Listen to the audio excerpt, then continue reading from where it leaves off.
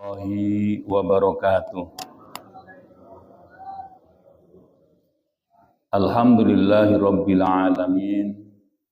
Wassalatu wassalamu ala asrafil anbiya wal mursalin wa ala alihi wa ashabihi wa man tabi'ahum bi ihsanin ila yaumiddin. Qala Allah ta'ala fi kitabil karim, a'udzu billahi minasyaitonir rajim. Wa ma atakumur rasulu fakhudhuhu wa ma nahakum anhu fantahu. Wa qala Nabi sallallahu alaihi wasallam, inna asdaqal hadisi kitabullah wa khairul huda huda Muhammadin wa syarrul umuri muhdatsatun wa kullu muhdatsatin fid dini bid'ah wa kullu bid'atin dhalalah wa kullu dhalalatin finnar. Yang saya hormati Ketua DKM dan jajarannya, yang saya hormati Bapak Khatib selaku Imam Tab dan sebagai tokoh masyarakat, mudah-mudahan Allah senantiasa memberikan cucuran rahmat dan keberkahannya kepada beliau. Para asatidz yang ada di lingkungan Masjid Taubah yang tidak saya sebut namanya satu persatu, tidak mengurangi rasa hormat saya. Hadirin jamaah subuh, bapak-bapak yang ada di masjid dan bapak ibu yang ada di rumah yang senantiasa menyimak bacaan ayat-ayat suci Al-Quran setiap pagi Ahad. Mari kita tanamkan kepada diri kita yang selalu bersyukur dengan apa-apa yang Allah berikan kepada kita. Salawat dan salam kami haturkan kepada junjungan Nabi Agung, Nabi besar Muhammad sallallahu alaihi wasallam, yang telah membina umatnya dengan penuh rasa kasih sayang dan contoh-contoh yang patut kita ambil di dalam kehidupan sehari-hari, baik itu kehidupan pribadi, keluarga, bahkan di dalam berbangsa dan bernegara. Sebelum kita mengkaji ayat-ayat Allah, kita bacakan surah Al-Fatihah untuk saudara-saudara kita yang sakit, mudah-mudahan Allah sembuhkan, dan yang belum bisa melangkahkan kakinya ke masjid, mudah-mudahan Allah berikan hidayah dan mau mengangkatkan kakinya ke masjid. Ala hadhihi niyyah wa likulli niyyatin shalihah. Al-Fatihah. A'udzu billahi minasyaitonir rajim. Bismillahirrahmanirrahim. Alhamdulillahi rabbil alamin. Ar-Rahmanir Rahim. Maliki yaumiddin. Iyyaka na'budu wa iyyaka nasta'in. Ihdinas siratal mustaqim. Siratal ladzina an'amta 'alaihim ghairil maghdubi 'alaihim waladdallin. Amin. Raditu billahi rabba wa bil islami dina wa bi Muhammadin nabiyya wa rasula. Rabbi zidni ilma warzuqni fahma. Amin. Kita teruskan kaji kita, yaitu surah Abasa. Kalau kita artikan Abasa itu artinya bermuka masam, ya Pak ya, bermuka masam. Surah Abasa ini diturunkan di Makkah, maka disebutnya adalah surah Makkiyah. Ayatnya ada 42 ya Pak ya, ada 42. Jadi surah ini surah yang ke-70. Semuanya ada 114 ya Pak ya. Cuma nanti yang juz 30 itu kebanyakan surah-surah pendek. Jadi lebih banyak yang pendek-pendek ya Pak ya, kalau kita perhatikan. Ya. Adapun sebab turunnya surah ini surah menunjukkan bahwa firman Allah yang diturunkan kepada Nabi Muhammad itu adalah benar-benar wahyu. Benar-benar wahyu. Kenapa? Tidak mungkin kalau umpamanya Nabi Muhammad negur kepada dirinya sendiri, itu nggak mungkin. Ya, yang sebenarnya kan yang menunjukkan bahwa Allah itu menurunkan wahyu berupa Al-Quran itu banyak sekali. Banyak sekali. Jadi umpamanya surah Al-Ikhlas. Kenapa dinyatakan surah Al-Ikhlas? Nah, di sana surah yang bersih, artinya ketika dia itu menunjukkan keberadaan Allah, itu tidak pakai asal usul. Kalau orang kafir Quraisy, dia akan menanyakan, mana asal usul Tuhanmu? Kalau nanya asal usul itu berkesinambungan terus, Pak. Tasalsul kalau dalam bahasa Arabnya, tidak akan ada putusnya. Makanya ketika ditanyakan tentang Allah, qul huwallahu ahad, itu tidak pakai asal usul.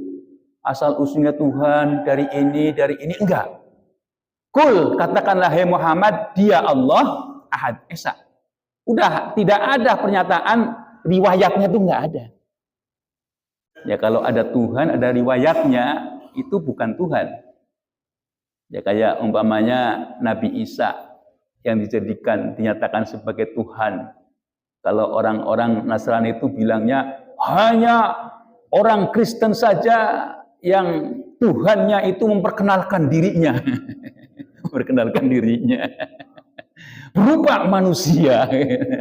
Nah ini, ya jadi ya itulah alasan-alasan yang tidak ada argumen dari sumber hukumnya. Ya, surah Abasa yang diartikan yaitu masam, yaitu perilaku Nabi.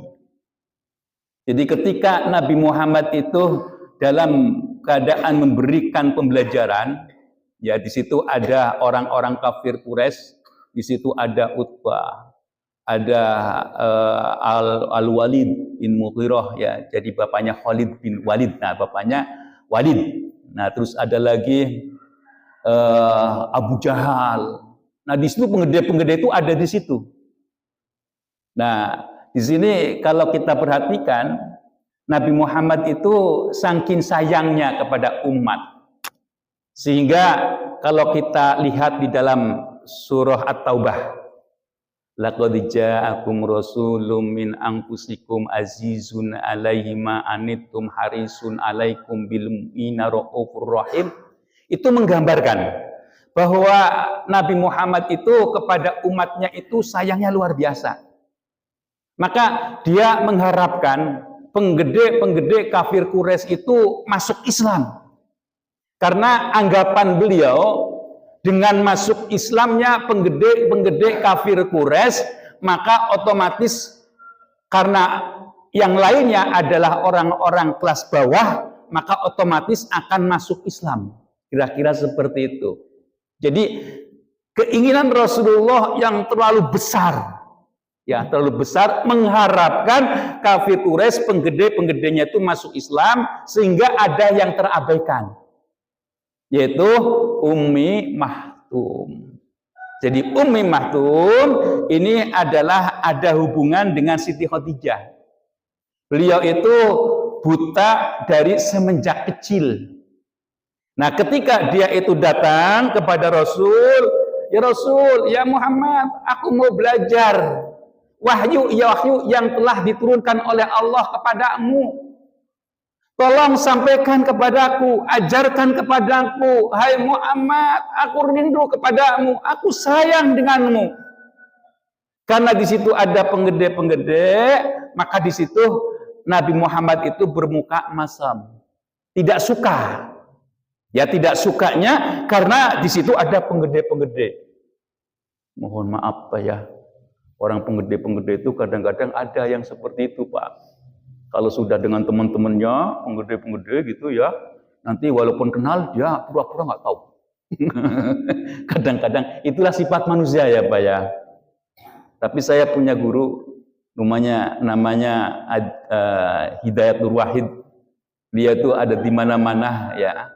Beliau itu selalu menyapa, walaupun dalam keadaan simple gitu ya, dengan senyum, ya dengan salam, itu tetap dia itu memberikan salam. Nah itu Ustadz ya, dulunya dosen Bang.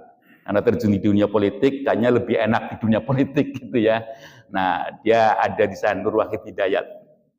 Ya, jadi itu ada. Ya, jadi surah ini menunjukkan bahwa ditegur Nabi Muhammad, ditegur oleh Allah, hai Muhammad, ada orang yang memerlukan kamu, yaitu Ummi Maktum. Kenapa kamu memperhatikan orang-orang yang tidak memerlukan kamu? Kira-kira seperti itu. Ya, jadi kalau kita itu menyapa ya Pak ya, menyapa itu janganlah kita itu dengan melihat orang yang gede gitu ya, jangan.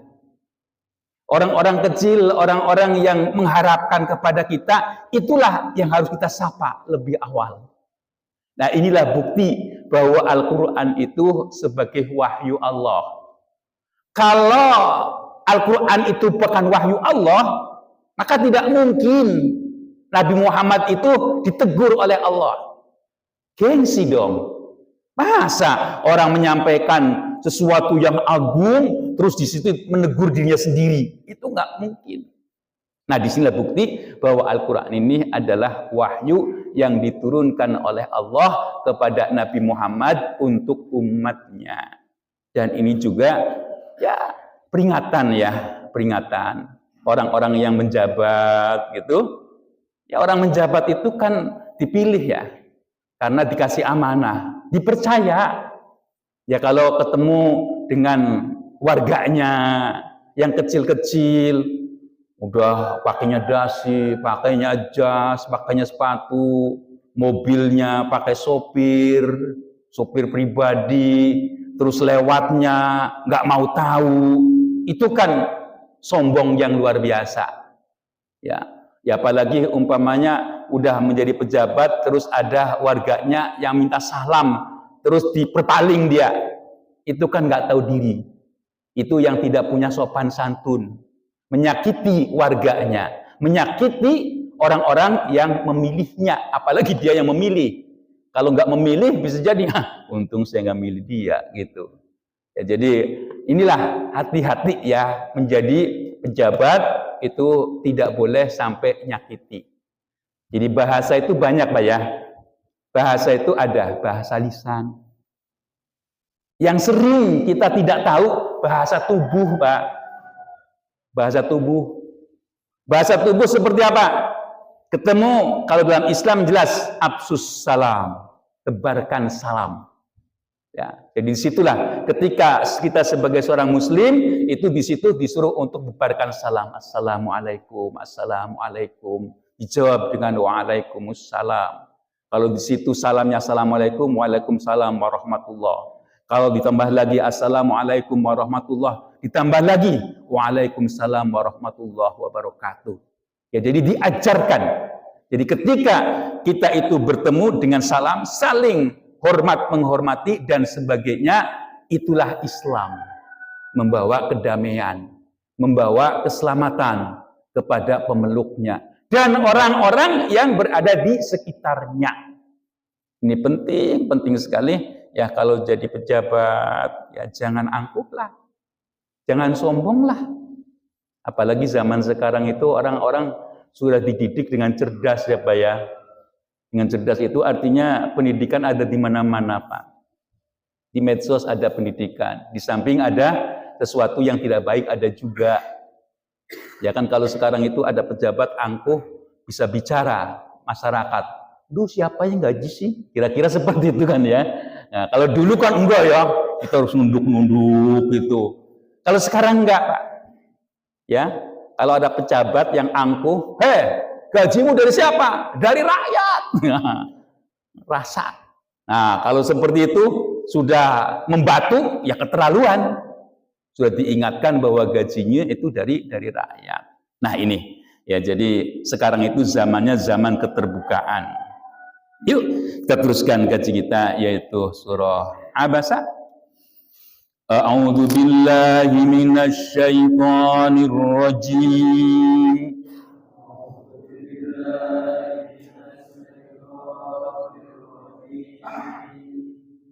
Bismillahirrahmanirrahim.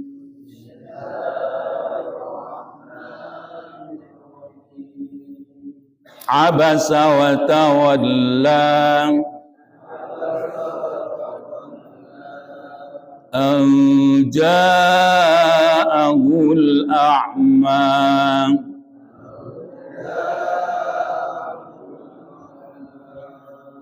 wa ma yudrika la'allahu yazzakka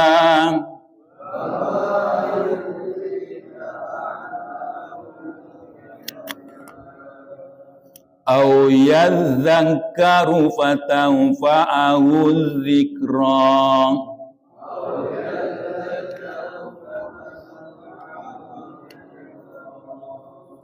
Amma man istaghna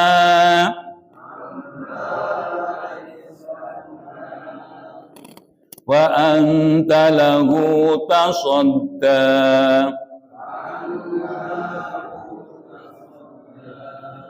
wa ma 'alaika alla yazzakka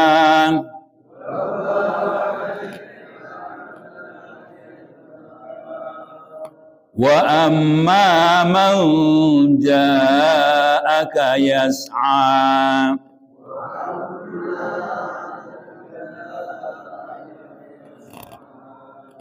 wa huwa yakhsha wa anta anhu talaha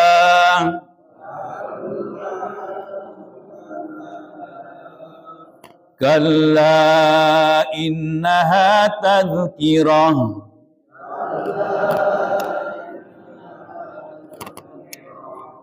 wa man syaa'a dzakarah fi suhufin mukarramah marfu'atin mutahharah bi aidi safarah kiramin bararah. Qutilal insanu ma akfarah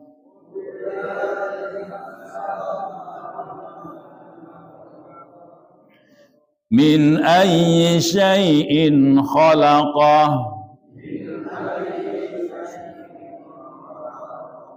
min nutfatin khalaqahu faqaddarah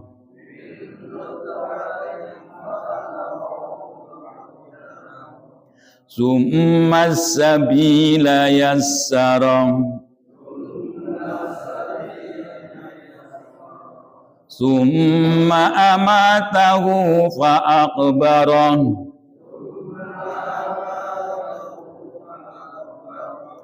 summa idza syaa'a ansyarah.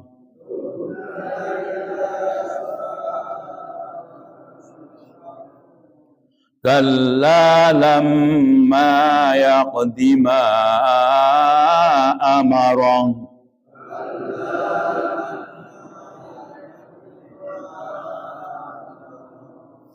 falyanzuril insanu ila ta'amih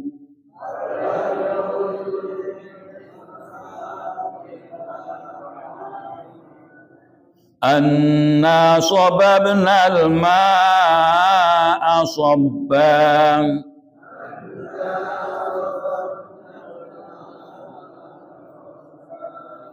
summa syaqaqnal arda syaqqa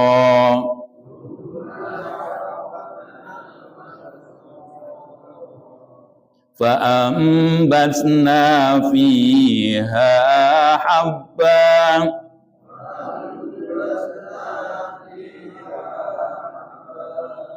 wa inaban wa qadba wa zaitunan wa nakhla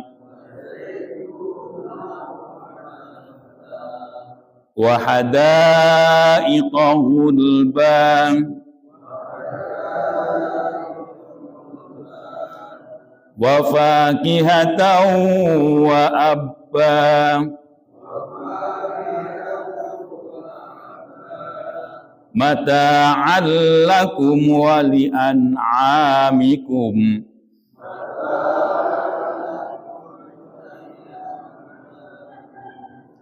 Fa idza ja'atis shakhah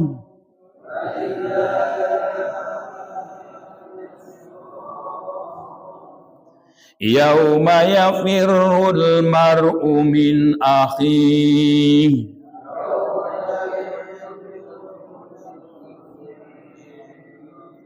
wa ummihi wa banihi wa sahibatihi wa banihi likulli imri'in minhum yawma idzin sha'nun yughni.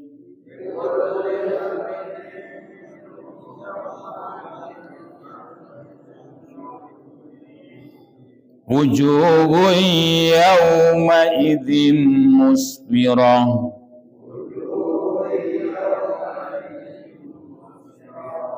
dhahikatum mustabshirah wa wujuhun yawma idzin 'alaiha ghabarah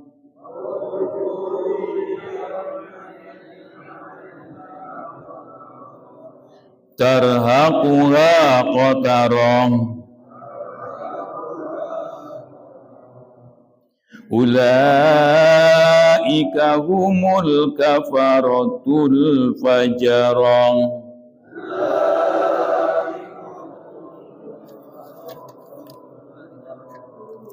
Sadaqallahul azim.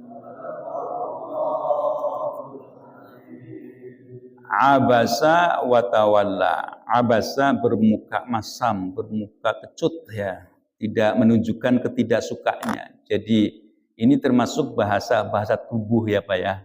Jadi ketika datang di situ merasa nggak enak, makanya ada menunjukkan muka asam, wa tawalla dan berpaling. Anja'ahul ma'na, anja'ahul a'ma. Ya, ketika datang seorang yang buta, yaitu Ummi Mahtum. Jadi Ummi Mahtum tadi sampaikan bahwa beliau itu adalah orang yang buta semenjak kecil. Orang yang buta semenjak kecil, terus ketika dia itu dibesarkan masuk Islam.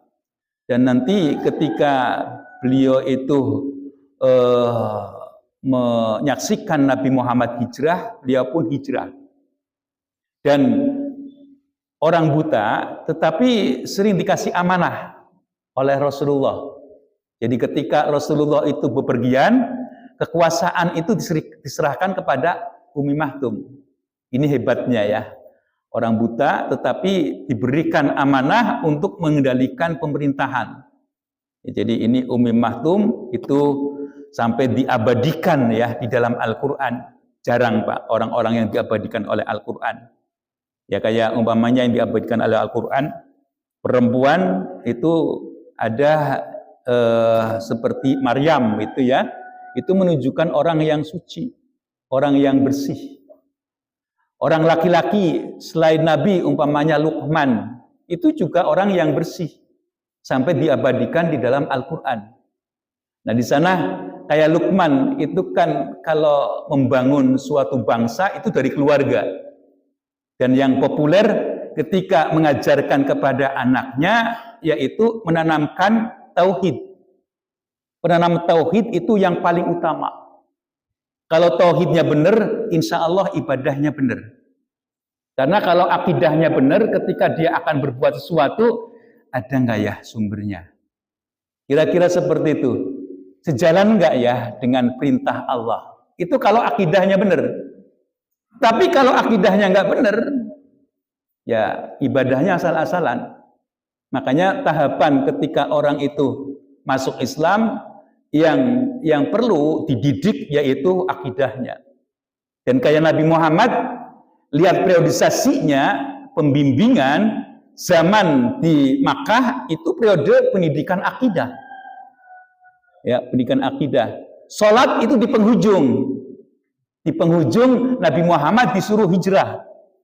Yaitu setelah pamannya meninggal, istrinya meninggal, Khadijah, kemudian Allah memberikan kegembiraan yaitu Nabi Muhammad bertemu dengan Allah. Di sana bertemu dengan Allah, disuruh sholat 5 waktu. Jadi perintahnya itu di penghujung ketika Nabi Muhammad akan hijrah. Itu sholat, Pak. Nanti zakat beda, Pak. Kalau zakat itu tahun kedua Hijriah. Ya, jadi di sana diperintah dengan saum dulu. Ya, di situ saum pun ketika saum, awal saum itu perang Badar. Nah, ini kehidupan ibadah itu setelah ditanamkannya akidahnya benar. Makanya kalau kita itu belajar itu dengan Al-Qur'an dulu lah. Ya seperti di sini yang kita jalani, ya kita Al-Qur'an dulu tanamkan. Inilah Al-Qur'an, pesan-pesannya seperti ini. Ya, pesan-pesannya seperti ini, maka nanti ketika tata cara ibadahnya juga akan kita jalani sesuai dengan tuntunan yang dituntunkan oleh Rasulullah. Ya, di samping di dalam Al-Quran ada orang-orang yang baik-baik dan ada juga orang yang tidak baik. Yang populer yaitu ada Fir'aun, ya. Fir'aun itu jelas. Ya, kenapa Fir'aun? Karena Fir'aun itu nanti diikuti oleh Fir'aun-Fir'aun yang lain yang jadi penguasa. Yang jadi penguasa dia tidak cukup sesuai dengan aturan, kepengin 3 kali. Tidak cukup kepada dirinya 3 kali nggak bisa, maka anaknya sudah ada apa-apa, kayaknya tidak mungkin tabrak aturan. Nah, ini rakusan orang itu seperti itu, ya melebihi Fir'aun. Ya kalau Fir'aun itu sampai menyatakan ana rabbukumul a'la, itu ya Pak ya. Jadi aku sebagai Tuhanmu yang paling tinggi yang kemarin disampaikan. Nah, ini ada perbedaannya ya. Kalau manusia sampai ngaku Tuhan pasti ada yang ngebunuh ya.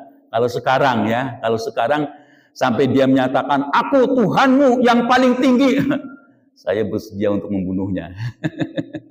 Ya, jadi apalagi yang lain ya kalau ada orang ngaku Tuhan. Ya, jadi di sini Nabi Muhammad ditegur oleh Allah. Nah, di situ ada orang yang datang, dia itu sangat mengharapkan engkau. Wa ma yudrika la'allahu yazakka. Ya, jadi apakah yang kamu kira ya, yang kamu pahami ya, akan mudah-mudahan dia itu menjadi pembersih. Jadi memberikan pembelajaran menjadi bersih. Au yadzakkaru fatanfa'u dzikra. Atau dia itu sebagai pengingat, fatanfa'u maka akan memberikan manfaatnya. Ya, az-dzikra sebagai pembelajaran. Ya, jadi datangnya Umi Maktum itu tidak hanya teguran kepada Nabi Muhammad, tetapi juga pembelajaran untuk kita. Pembelajaran untuk kita. Ya kalau Nabi Muhammad memang ada beberapa hal ya Pak ya. Kan memang kalau Rasul itu maksum Pak ya. Maksum itu artinya terjaga. Tidak mungkin Nabi itu berbuat dosa. Kalaupun ada, itu sebagai contoh perilaku yang seperti ini nggak baik. Kayak umpamanya yang populer ya Pak ya. Nabi Muhammad itu menyatakan ini makruh, tapi dicontohkan. Ya kayak umpamanya orang tawaf terus menunggang kuda. Nabi Muhammad menyatakan ini boleh, tapi bagi kalian yang sehat itu makruh. Jadi jelas sekali dalam ajaran Islam itu jelas sekali. Ya jadi kalau orang yang tidak mampu, nah baru boleh didorong. Nah, itu yang tidak mampu. Sama Pak, sholat yang sempurna itu yang sebagaimana mestinya. Bagaimana ketika takbir, ketika berdiri menghadap kiblat, ketika ruku, ketika itidal, ketika sujud, ketika duduk di antara dua sujud. Nah itu, kalau dia itu normal, kalau dia itu sehat, sebagaimana mestinya. Bagaimana kalau orang yang sakit? Semampunya. Ya mohon maaf, saya semakin tua itu semakin terasa. Kadang-kadang asam urat kambuh, pegel-pegel di antara urat-urat yang ada. Ketika sujud, ketika duduk itu nggak bisa sempurna. Doyong saja gitu ya, karena sakit, karena tekan. Ya sudah, sebisanya. Ya jangan sampai kita memaksakan. Makanya kalau masjid yang mempunyai penghargaan terhadap orang-orang lain, ya sebaiknya di masjid itu ada kursi. Ada kursi untuk orang-orang yang tidak bisa sempurna. Sempurna duduknya, sempurna sujudnya, tidak sempurna rukuknya, sediakan kursi untuk duduk ya di samping kanan kiri. Nah itu akan lebih elegan. Ya jadi menghargai kepada yang lain. Itu menunjukkan bahwa jamaahnya paham fikih. Paham fikih. Jadi makanya taruh kursi. Nah ini besok-besok berikan kursi di sini. Tapi jangan ada yang bawa pulang ya. Jangan ada yang bawa pulang. Boleh kursi di sini, di pojok situ boleh, pojok sana boleh. Ada 4 atau berapa gitu ya. Jadi untuk menyediakan saudara kita yang tidak bisa sempurna di dalam melaksanakannya. Atau dalam keadaan sakit, ya boleh duduk. Nah inilah kemurahan dari Allah. Ya, amma manistahna, adapun orang-orang yang berkecukupan. Fa anta lahu tasodda, kamu kepadanya itu menghadapnya. Ya, jadi ketika ya tadi digambarkan di situ ada penggede-penggede ya, terus Umi Mahtum datang berpaling, terus di situ ada orang-orang kafir Quraisy, tadi sampaikan ada bapaknya Khalid bin Walid, adanya Abu Jahal, ada Utbah. Nah, disitulah Nabi Muhammad itu ditegur. Wa ma alaika alla yazakka. Dan tidaklah bagi kamu kecuali kamu itu membersihkan. Ya, jadi menunjukkan ketidaksukaan kepada orang yang sangat memerlukan itu tidak dibenarkan ya. Ketidaksukaannya tidak dibenarkan. Lebih-lebih orang yang membutuhkan itulah yang harus dilayani. Ya datang dengan menyatakan, ya Rasulullah, ajari aku wahyu yang telah disampaikan kepadamu. Aku rindu ayat-ayat Allah. Ini Pak, kalau kita lihat Pak, orang-orang yang bersama dengan Rasul, itu ada orang yang bersama mendampingi, yaitu Ummu Aiman. Ummu Aiman. Ummu Aiman itu menyaksikan bagaimana dia perjalanan ketika ibunya meninggal. Dia ngurus Nabi Muhammad. Makanya Ummu Aiman itu tidak dinyatakan sebagai pembantu, tetapi ibu yang kedua, Ummu Aiman. Ketika dia itu masuk Islam, dia sebenarnya namanya Barkah. Dia dari luar Makkah. Nah di situ namanya Barkah, dia membantu-bantu terus sampai beliau itu hijrah, Nabi Muhammad hijrah, Ummu Aiman pun datang kepada Nabi Muhammad. Sampai ketika dia itu menyaksikan wafatnya Rasulullah, dia itu meneteskan air mata.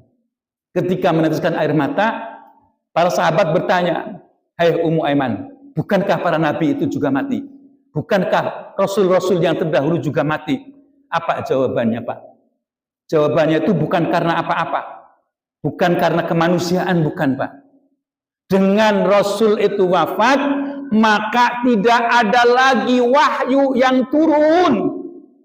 Ini dia bilangnya seperti itu. Dengan Muhammad wafat, maka tidak ada lagi nasihat-nasihat yang agung, nasihat-nasihat yang bersih, nasihat-nasihat yang murni dari Allah. Segalanya akan putus, tidak ada lagi.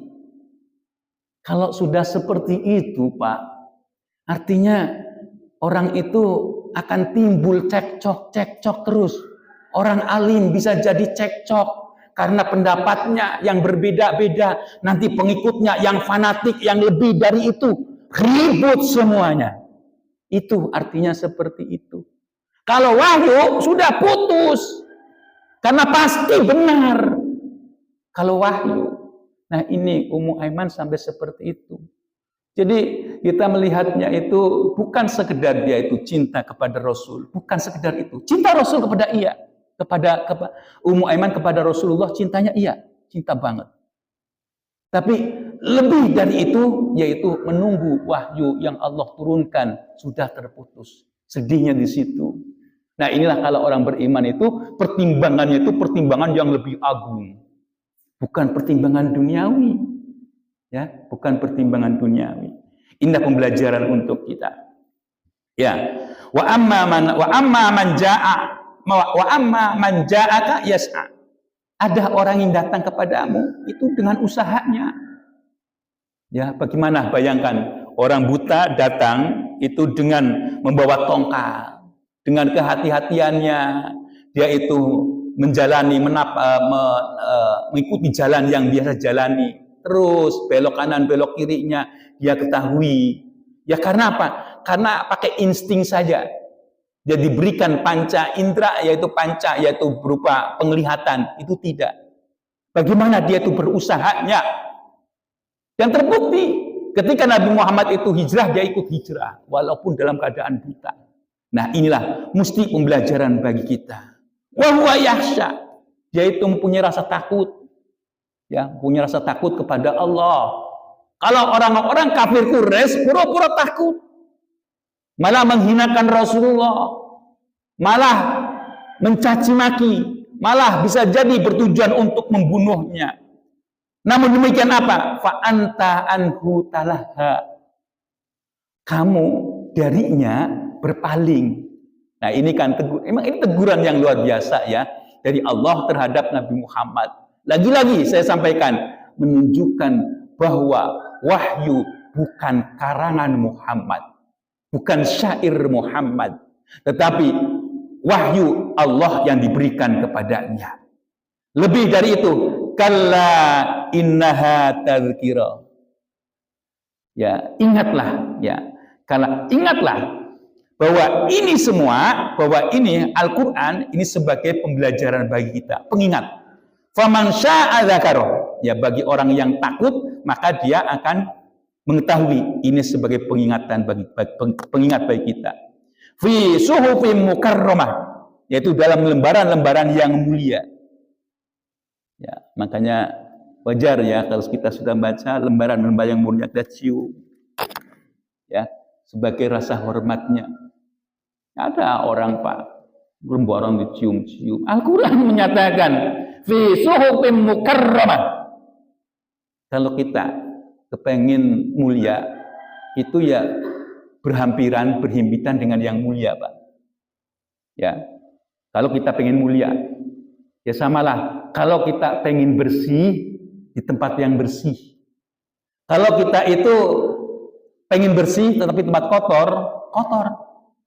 Ya, kalau kita pengen mulia, tapi berkumpulnya dengan orang-orang yang tidak mulia, orang yang hina, bisa ke bawah-bawah hina. Bisa ke bawah-bawah hina. Nah ini ingat Pak. Ada orang ini Pak. Bolehkah kita bekerja sama dengan sebangsa jin? Jadi kalau para alim ulama, jumhur ulama itu menyatakan haram. Tapi ada juga yang membolehkan. Kenapa yang mengharamkan? Karena kebanyakan orang itu kalau sudah kerja sama dengan jin, jin itu kan mempunyai kelebihan Pak ya. Tidak kelihatan, tapi bisa mengangkut dan sebagainya. Ketika dia kagum, maka dia bisa menyembah kepada jin. Atau setidaknya kalau tidak menyembah kepada jin, dia itu akan memberi upah semaunya si jin. Ya kan? Semaunya si jin itu kayak apa? Kayak anak jadi wadal. Ya. Jadi dia pengen kaya, terus kayanya mumbrah-mumbrah. Oh iya bener. Anak jadi wadal di sana. Jadi apa wadal apa? Ya, nah itulah. Maka dikorbankan anak. Nggak hanya anak, istri pun jadi. Karena dia kagum kepada dunia. Tidak hanya itu, orang tua pun jadi walat kan kalau sudah seperti itu. Nah, makanya haram. Sebenarnya sama Pak dengan mengelola negara Pak. Mengelola negara, orang itu kerjasama dengan oligarki itu harus Pak, nggak boleh enggak. Karena negara mau dibangun dari mana? Modalnya gede. Tapi boleh kerjasama dengan oligarki, dengan orang-orang yang kaya raya, yang triliunan, boleh. Tapi jangan dikendalikan sebagai penguasa. Ya karena biasanya kagum, wah kalau begitu nanti saya dapat komisi sekian persen aja sekian triliun. Kagum, udah sama dengan orang-orang yang memelihara jin, dia kagum, korbankan anak, korbankan istri, korbankan orang tua, korbankan rakyat. Lebih parah mana? Itu Pak. Ya jadi mustahil kalau negara itu tidak kerjasama dengan oligarki, itu mustahil. Bisa kerjasama, tapi harus kita yang mengendalikan. Ya harus tempatkan orang-orang yang kompeten, orang-orang yang pinter-pinter berdiplomasi. Awalnya kan dari diplomasi. Kalau menteri-menterinya on, wakilnya pelongo-pelongo, apa yang diharapkan negeri ini? Nah, enggak politik Pak. Enggak. Nah, ini ya Pak ya. Ya makanya hati-hati. Ya, fi suhufi mukarramah. Deketi yang mulia Pak ya. Di rumah dengan Al-Quran. Kemana-mana dengan Al-Quran. Al-Quran Bapak sebisanya Pak. Baca Al-Ikhlas, Al-Ikhlas. Baca An-Nas, Deketi Al-Quran. Pasti akan mulia. Kalau kita itu berdekatan dengan Al-Quran. Fi suhufim mukarramah. Marfu'atim mutahharah. Kalau arti marfu'ah itu artinya ditinggikan ya Pak ya. Atau yang disandarkan. Itu bisa jadi. Itu marfu'ah. Jadi marfu'ah rofa'. Ya rofa' itu kan ngangkat Pak ya. Marfu' yang disandarkan. Jadi disandarkan kepada yang maha tinggi. Dari Allah. Marfu'atin. Mutahharah. Tidak hanya itu. Mutahharah. Suci. Makanya wajar. Kalau kita dekat dengan Al-Quran. Mukarramah.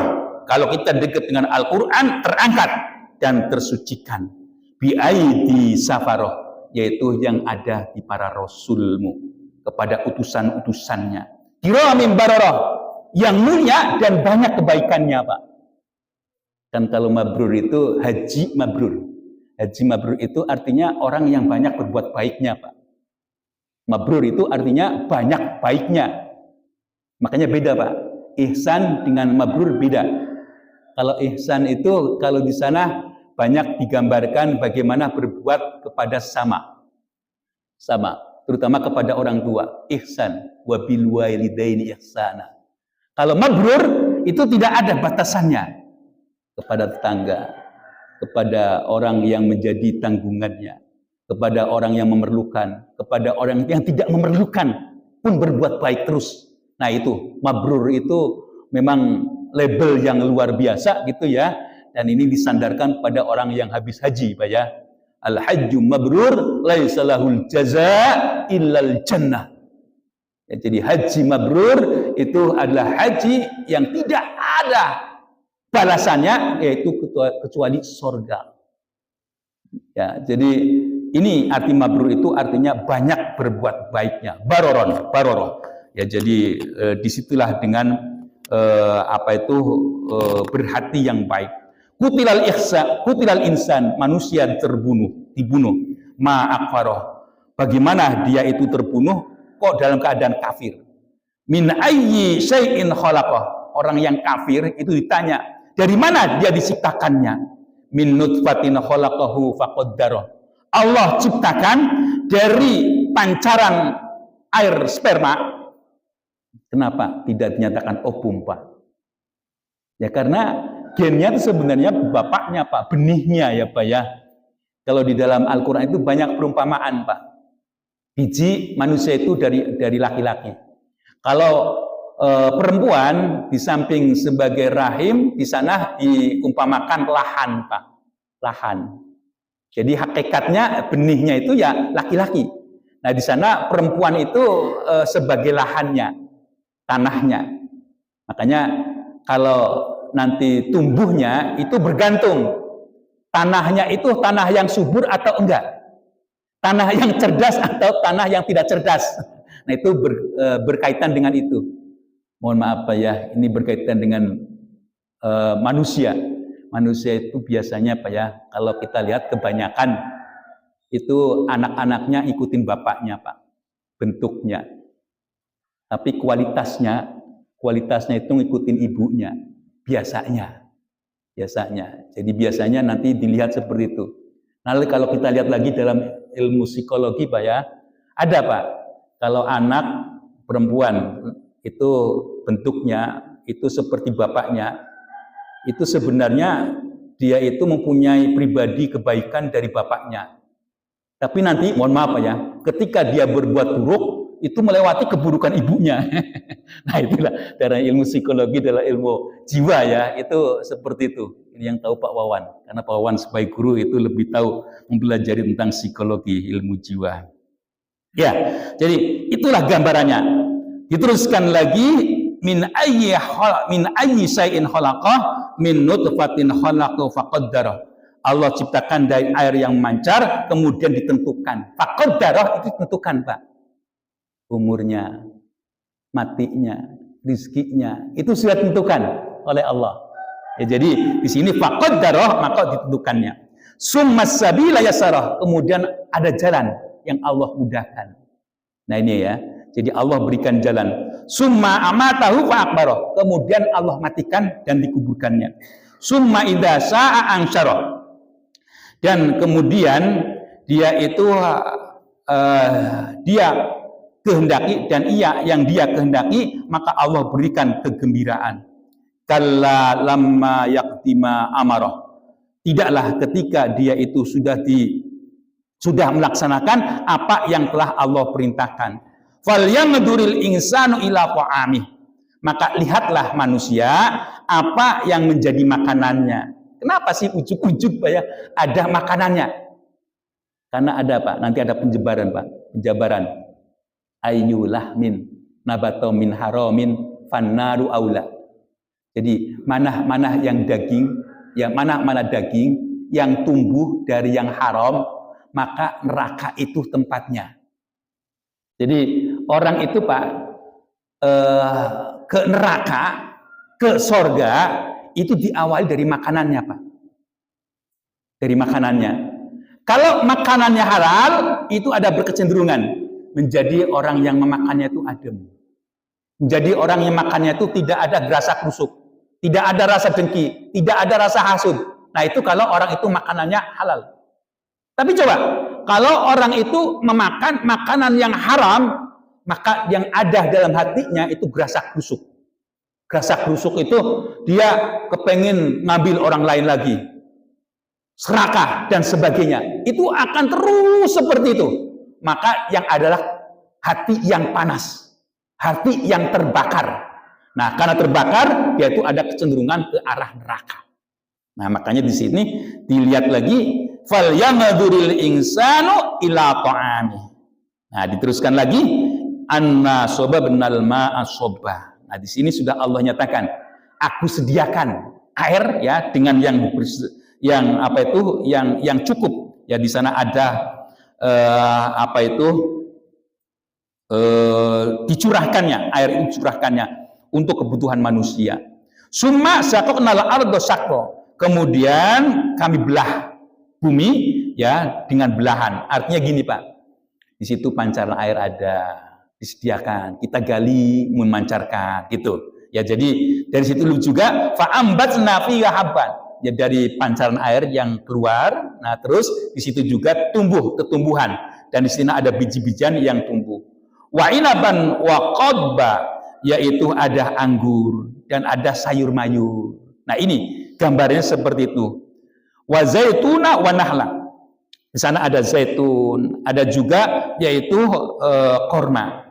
Kenapa yang disebut dengan zaitun dan korma Pak? Ini mempunyai kelebihan-kelebihan Pak. Jadi bisa menjadi obat, bisa menjadi ya kalau makan itu, kalau orang itu sakit itu banyak. obat-obatan itu disuruh diambil dari korma, ya, dari zaitun, minyak zaitun. Nah, itu bisa apa itu ya, kecil ya, tidak seperti minyak-minyak yang lain, akan jadi obat. Nah, inilah gambarannya. Wahada ikohulba, dan kebun-kebun yang lebat. Nah, lebatnya itu tumbuhan sampai pada tumbuh. Wa faqihatau wa abba. Nah, di situ juga buah-buahan, ya, dan rumput-rumputan. Nah, kalau digambarkan itu Pak, ketika air turun, terjun, ya, hujan, nah di situ maka tumbuhan itu akan tumbuh, dan di sana mempunyai buah-buahan dan sebagainya. Hatta tumbuh apa itu hujan yang kecil, ya, yang besar menumbuhkan yang besar, yang kecil pun bisa menumbuhkan rumputan. Yang asalnya tandus, ketika hujan kritik-kritik, nah di sana rumputan tumbuh. Nah, disinilah dinyatakan fa'ambatsna fiha habban dan seterusnya, wa hada'iqa gulba wa faqihatau wa abba mata allakum wa li an'amikum.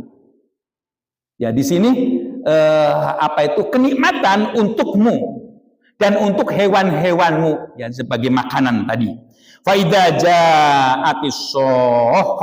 Nah, tapi ketika datang yaitu sesuatu yang apa itu mencelakakan, nah, sila guncangan ya Pak ya. Nah, ini contoh-contoh itu sudah banyak Pak.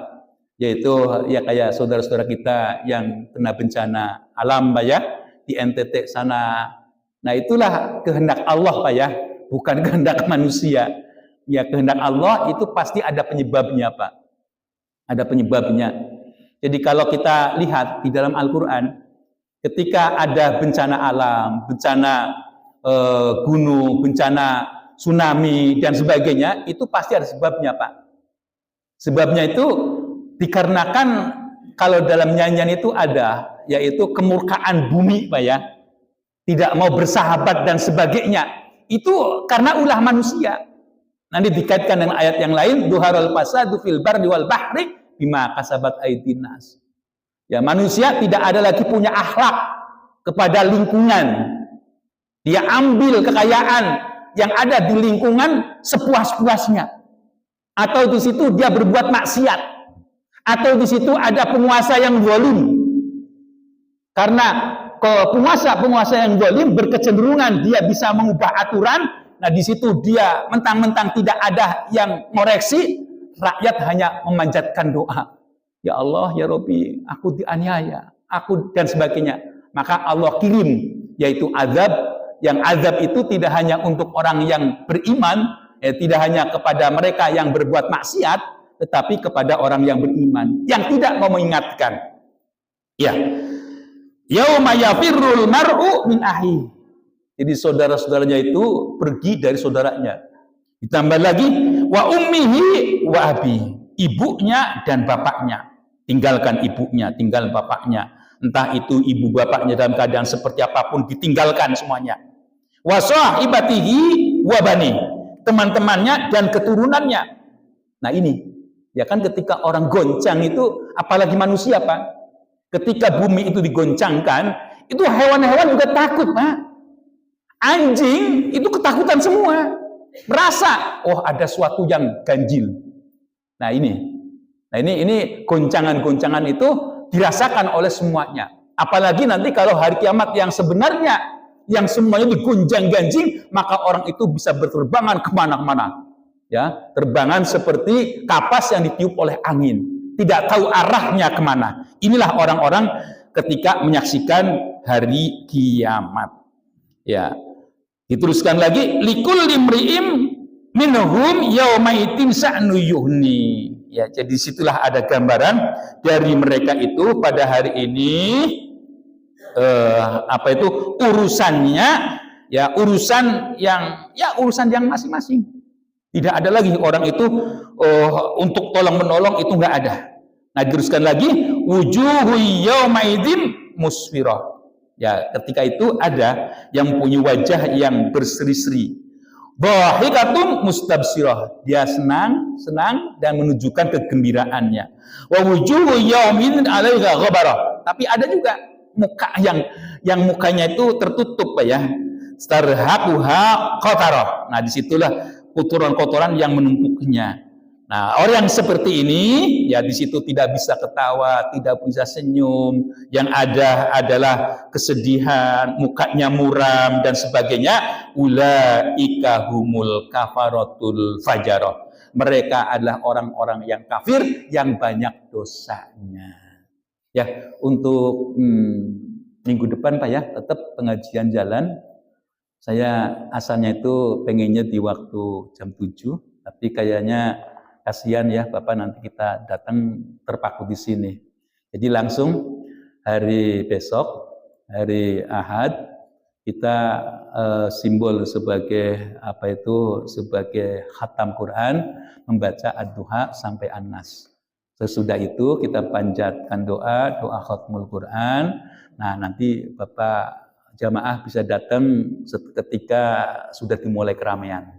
Ya, jadi tidak terpatri di sini ya. Asalnya kepengen jam 7 gitu ya. Tapi setelah saya renungkan, kasihan nanti ya dipaku di sini. Ya sudahlah, kalau begitu karena nanti acaranya banyak Pak ya. Ada anak-anak, ada ibu-ibu dan sebagainya. Kalau sudah khatmul Quran kan bisa Bapak datang jam 8 atau jam 9 seenaknya bisa gitu ya Pak ya. Jadi tetap pengajian ada, tetapi untuk simbol khatmul Quran nanti Pak untuk membaginya apa dibagi secara kelompok atau bagaimana, gimana baiknya ya nanti bergantian dari Ad-Duha sampai An-Nas. Terima kasih, itulah yang dapat sampaikan di pagi hari ini. Mohon maaf, billahi taufiq hidayah wal afu minkum. Wassalamualaikum warahmatullahi wabarakatuh.